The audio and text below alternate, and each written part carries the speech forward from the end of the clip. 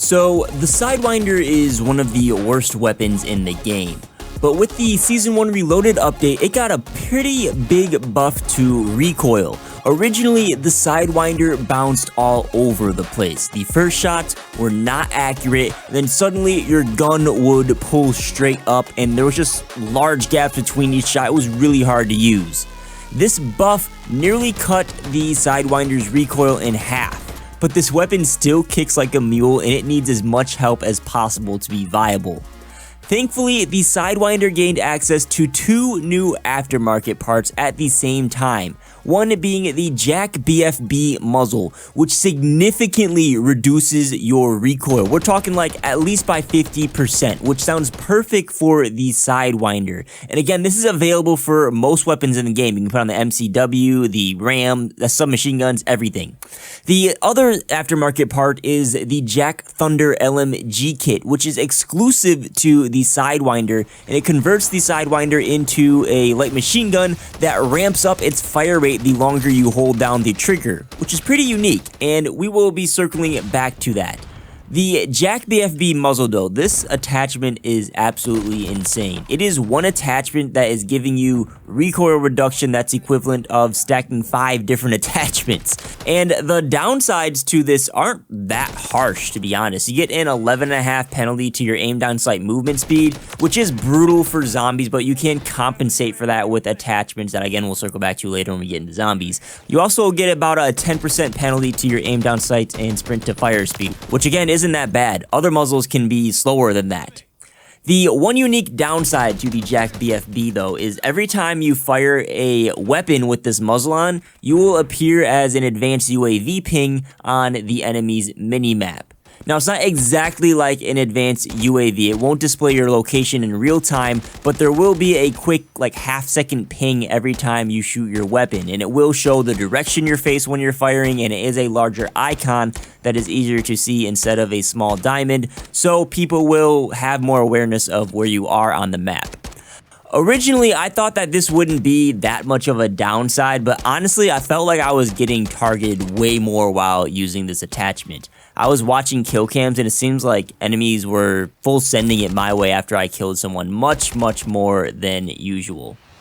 This is a great attachment for weapons with a lot of recoil though, like the Ram 7's recoil becomes similar to the MCW's. On the flip side, you could use this to your advantage when you're playing Warzone, for instance, where elevation comes into play. Normally, when you fire, you'll have the little diamond on the minimap with a up arrow or down arrow, which will tell you if an enemy is above or below you, but when you have that advanced UAV ping, that is hidden, so enemies don't have that information available to them. So it's good for modes like Warzone. It's also usable in modes like Search and Destroy or Ranked Play where there are less players. But in 6v6 respawn game modes with the Wild West spawns and just so much going on, you have much higher odds of enemies taking you out with this muzzle on.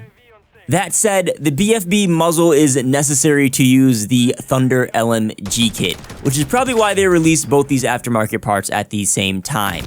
The LMG kit gives you a 50 round mag and will slow down your movement and handling speed similar to LMGs, but the cool part is your fire rate will ramp up when you are sustaining fire. It's similar to the Devotion from Apex Legends. This fire rate increase comes with a recoil increase and it becomes pretty unmanageable, which is why the BFB muzzle is necessary and allows you to actually control and use the weapon. The LMG kit will also reduce your damage from a 3-shot kill to a 4-shot kill. And the first few shots are the original fire rate. So this technically makes this a worse weapon in multiplayer. I mean, you can pre-fire and then mow people down with the faster fire rate, but you're not going to be seeing much value out of this kit in multiplayer, in my opinion.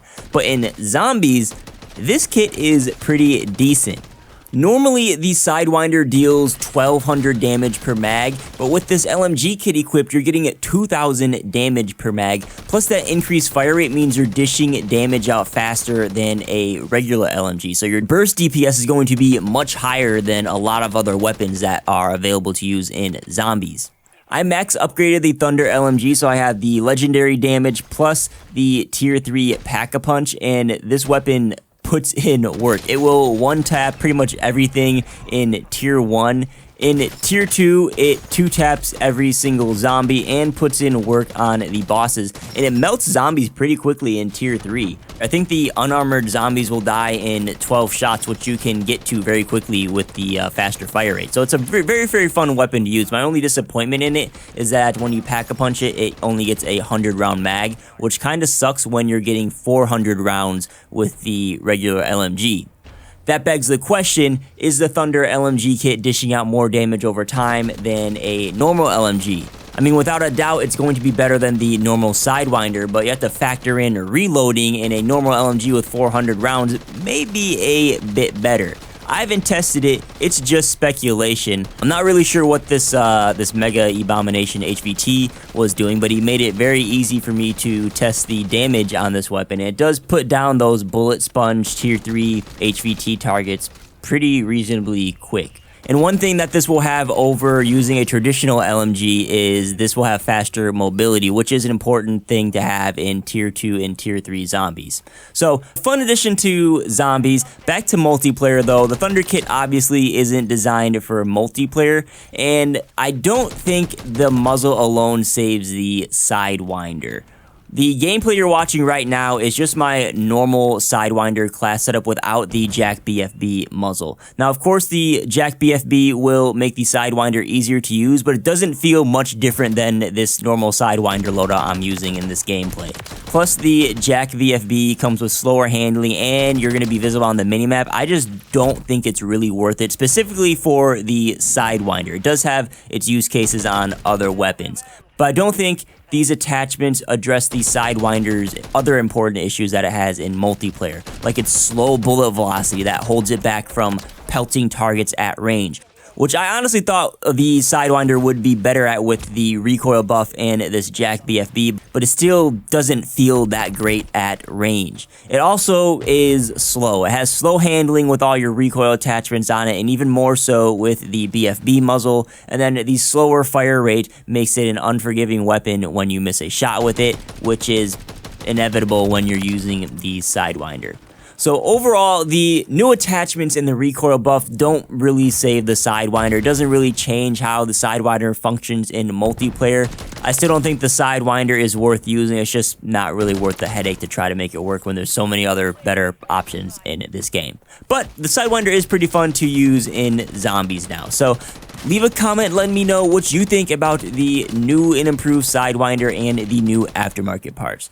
Don't forget to tap that like button if you enjoyed this video or found it valuable. Please consider subscribing to the channel if you aren't already. Thank you so much for watching. My name's D, and I'll catch y'all on the next video.